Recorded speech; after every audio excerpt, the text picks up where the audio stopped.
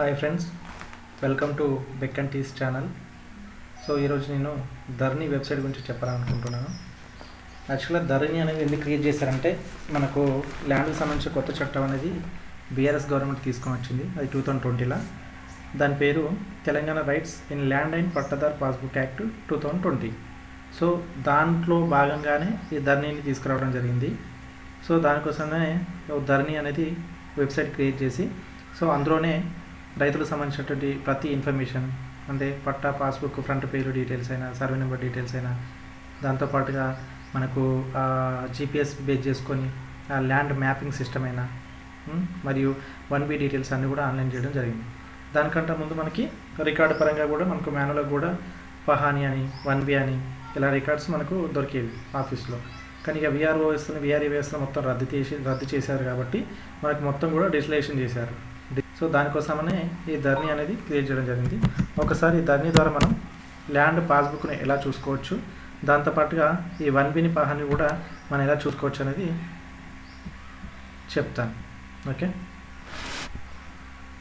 ఇప్పుడు ధరణి అనేది గూగుల్లో సెర్చ్ చేసి ఎంటర్ చేశాక ఫస్ట్ వన్ మనకి దానిపైన క్లిక్ చేయండి. మెయిన్ వెబ్సైట్కు వచ్చేస్తుంది. సో ఇందులో ఇక్కడ అగ్రికల్చర్ ఉంది. ఓకేనా,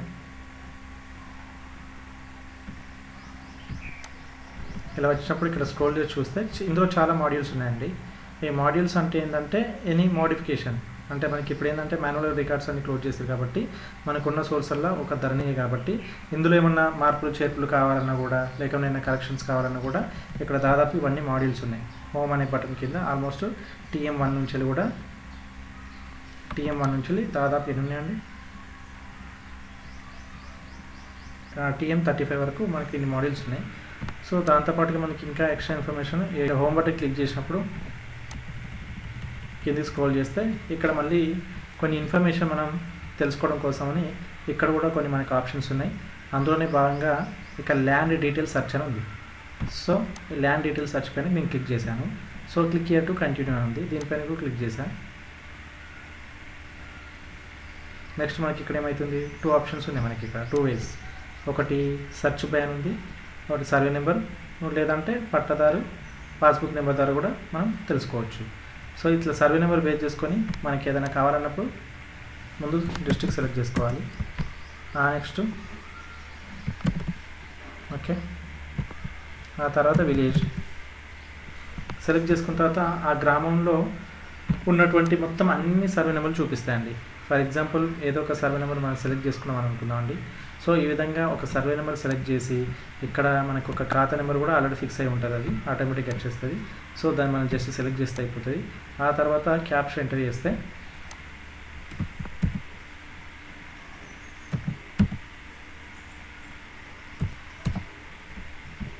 క్యాప్షన్ చేసి స్ప్రెడ్షీట్ పైన ఎంటర్ చేయండి.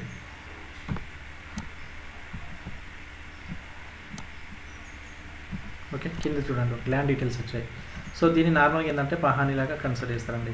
ఈ డీటెయిల్స్ అంటే ఒక్కొక్క సర్వే నెంబర్కి ఒక్కొక్క పహాని ఉంటుంది కాబట్టి ఇప్పుడు నేను సెలెక్ట్ చేసుకున్న సర్వే నెంబర్ ఒకటే కాబట్టి దాన్ని బేస్ చేసుకుని ఇక్కడ ఇవన్నీ డీటెయిల్స్ వచ్చాయండి. ఇక్కడ నార్మల్ చూసుకుంటే అది ఎవరిది అనేది డీటెయిల్స్ అని కనిపిస్తాయి. డిస్ట్రిక్ట్, మండల్, విలేజ్, ఖాతా నెంబరు, ఆ సర్వే నెంబరు, ఆ క్యాండిడేట్ నేము, ఆ ఫాదర్ నేము, ఆ కే కేటగిరీ, ఆ జెండరు, టోటల్ ఎక్స్టెన్షన్ ఏరియా ఎంత ఉంది, సో నేచర్ ఆఫ్ అది land A type, classification of land, okay, ఆ ల్యాండ్కి సంబంధించిన సర్వే నెంబర్ ఇక్కడ చూసుకోవాలి మనం. ల్యాండ్ స్టాటస్ అనేది digital signed, okay, land type agriculture land. Next eKYC కూడా క్లియర్ అయిందా లేదా, కంప్లీట్ అయిందా లేదా అని చూసుకోవాలి. సో దీన్ని నార్మల్గా మనం జనరల్గా ఏంటంటే పహాని అంటారు. ఇది పహాని అనేది ఒక్కొక్క సర్వే నెంబర్కు ఒక్కొక్క విధంగా తీసుకోవాలన్నట్టు. ఓకే, సో నెక్స్ట్ మనకి ఇంకోటి ఏంటంటే ఏంటి, పట్టదారు పాస్బుక్ ద్వారా మనం సెర్చ్ చేసుకోనికి ఒక ఆప్షన్ ఉంది. దీంట్లో కూడా ఒకసారి చూసుకుంటే చూడండి, T10010101048 పట్ట పాస్బుక్ అనేది బుక్ పైన ప్రింట్ అయి ఉంటుంది. నెక్స్ట్ క్యాప్షన్ ఎంటర్ చేస్తే ఫెచ్ చేయాలి డీటెయిల్స్. మనకి ఇక్కడ మళ్ళీ ఆధార్కి సంబంధించినటువంటి స్టార్టింగ్ 4 లెటర్స్ అడుగుతుంది. నెక్స్ట్ మళ్ళీ క్యాప్షన్ ఎంటర్ చేయాలి.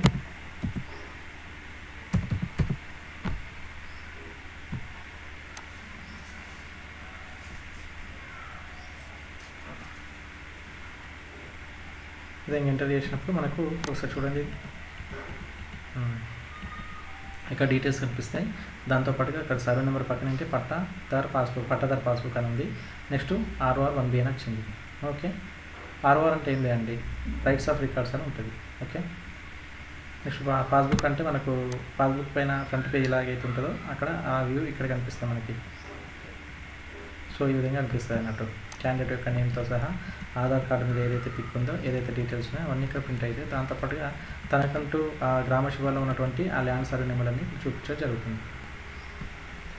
నెక్స్ట్ అదేవిధంగా 1Bని ఇక్కడ ROR 1B అంటారు.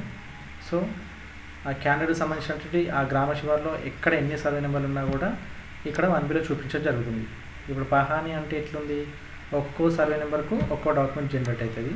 బట్ ఇక్కడ 1B అనేది మాత్రం ఆ వ్యక్తికి ఒక పాస్బుక్లో ఆ గ్రామ శివార్లో ఎన్ని సర్వే నెంబర్లు ఉన్నా ఈ 1B డాక్యుమెంట్లో అన్ని చూపిస్తాయి. ఓకేనా, ఆ గ్రామ శివార్లో ఉన్నటువంటి సర్వే నెంబర్ మాత్రం చూపించగలుగుతుంది. సో 1B ఈ విధంగా చూపిస్తుంది. ఓకేనా, దీన్ని 1B అంటారు. సో మనకి ఏంటంటే బ్యాంక్లో ఏదైనా నార్మల్గా లోన్ తీసుకున్నప్పుడు కూడా ఎవిడెన్స్గా వీటిని అడుగుతారు. ఓకే, ఈ 1B కానీ ఈ పాస్బుక్ ఫ్రంట్ డీటెయిల్స్ కానీ ఈ 2 డీటెయిల్స్ మాత్రం అడుగుతారు. ఓకే, ఈ విధంగా మీకు ఇంకా దానికి సంబంధించిన చాలా వీడియోస్ కావాలనుకుంటే నా ఛానల్ సబ్స్క్రైబ్ చేసుకోండి. సో ముందు నేను చేయబోయే వీడియోలు మీకు నోటిఫికేషన్ రూపంలో వస్తూ ఉంటాయి. కాబట్టి నా ఛానల్ తప్పకుండా సబ్స్క్రైబ్ చేసుకోవాలని కోరుకుంటున్నాను. Okay, thank you for the watching.